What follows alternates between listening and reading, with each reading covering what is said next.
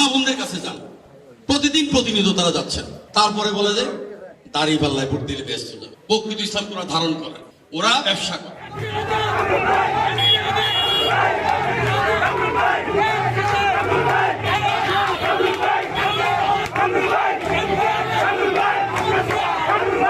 তার মানে ধর্ম নিয়ে ওনারা খেলেন, এই সমস্ত বিষয়গুলো আপনাদের জানতে হবে।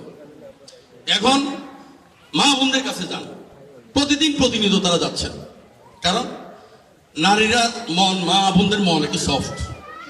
ধর্মের কথা যখন ওরা শুনে এরা আরো একটু তেলা হয়।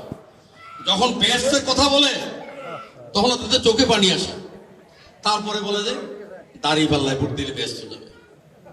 এখন দাড়ি পাল্লা ভোট তো ভাই 2026 সালে ফেব্রুয়ারিতে ঘোষণা যেটা সরকার করছে। আজকে যিনি মারা যাবেন, আজকে আমার মা বোন যিনি মারা যাবেন, উনি কিভাবে ব্যস্ত যাবেন? যদি পাল্লায় ভোট দিলে ব্যস্ত যাই, আজকে যিনি মারা যাবেন, আমার বলেন তো কথা। তো কত বড় হট্টারিতা, কত বড় ভণ্ডামি তাদের মাঝে। তো মা বোনদেরকে, যেহেতু একজন বক্তা এখানে বলেছেন ভাইয়েরা বাবারা অনেক বেশি বিদেশ থাকেন, মাদের ভোট বেশি, 55% ভোট চৌদ্দগ্রামের মাদের। এখন ঘরে ঘরে মাদের ভোট এনশিওর করতে হবে এবং ওদেরকে বুঝাতে হবে তারা যে ইসলামের কথা বলে সেই ইসলাম তো মদিনার ইসলাম না। তারা যে ইসলামের কথা বলে সেই ইসলাম হযরত মুহাম্মদ সাল্লাল্লাহু আলাইহি ওয়াসাল্লামের ইসলাম না। বলে কিভাবে? তাদের প্রতিষ্ঠা হয়েছে কত? 1941 সালে। কত? 1941 সালে। ওদের প্রতিষ্ঠাতার নাম কি জানেন? মাওলানা আবুল আলা মওদুদী। তা আবুল আলা মওদুদী যখন হাঁটতেন, ওনার হাতে ওই যে আমার ফুয়াতো ভাই মামতো ভাই লাঠি নিয়ে আসছেন না, এরকম লাঠি নিয়ে হাঁটতেন। তো উনি যখন বক্তব্য রাখতেন, বক্তব্য রেখে উনি এই লাঠিতে উঁচাই ধরতেন, উঁচাই ধরে বলতেন আমার এই লাঠিতে যে শক্তি, আমার এই লাঠির যে ক্ষমতা, মোহাম্মদের সেই ক্ষমতা নেই। মোহাম্মদ মানে কি? মুহাম্মদ সাল্লাল্লাহু আলাইহি ওয়াসাল্লাম। তাহলে ওনারা কি মদিনার ইসলাম, প্রকৃত ইসলামকে অন করে কিনা? ওনারা প্রকৃত ইসলামকে ওরা ধারণ করে, ওরা ব্যবসা করে।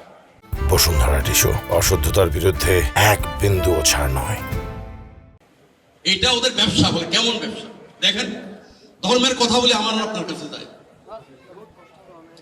আমরা ব্যাংকে টাকা রাখলে যদি কেউ এফডিএ করে 6 বছরে ডাবল হয়। অনেকে আছে না ব্যাংকে টাকা রাখে, যারা বিদেশ থাকেন, অনেকে টাকা পাঠান, ভাবিরা মায়েরা কিছু সঞ্চিত টাকা রাখছেন। ওরা কি করেছে? আমাদেরকে প্রলুব্ধ করেছে যে ব্যাংকে টাকা রাখা দরকার নাই, বাড়িতেও গয়নাগাটি দরকার নেই, বেসো টাকা দাও 20% প্রফিট। কত পার্সেন্ট?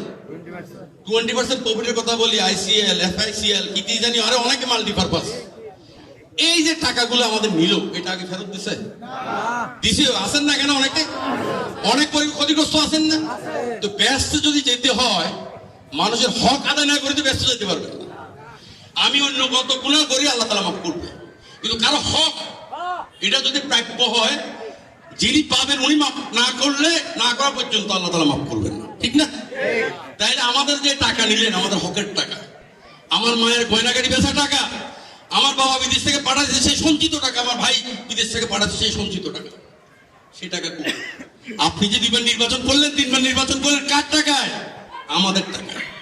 এই ধর্মের সুশ্রুতি দিয়ে আমাদের থেকে টাকা বের করে নিলেন, টাকা তো ফেরত দিলেন। 20% করে কয় মাস, 2 মাস, 4 মাস, 6 মাস দিলেন, তারপরে মূল টাকাই নাই, আপনারা উদার। তাইলে এরা কি আসলে প্রকৃত ইসলাম মন করে কিনা? কি মনে হয় আপনাদের? তাইলে আমাদেরকে ওনারা যেভাবে বোকা বানাচ্ছে, মাটিটা 14 গ্রাম, জায়গাটা 14 গ্রাম, অনেক উর্বর। 14 গ্রামের মানুষকে বোকা বানানো যাবে না।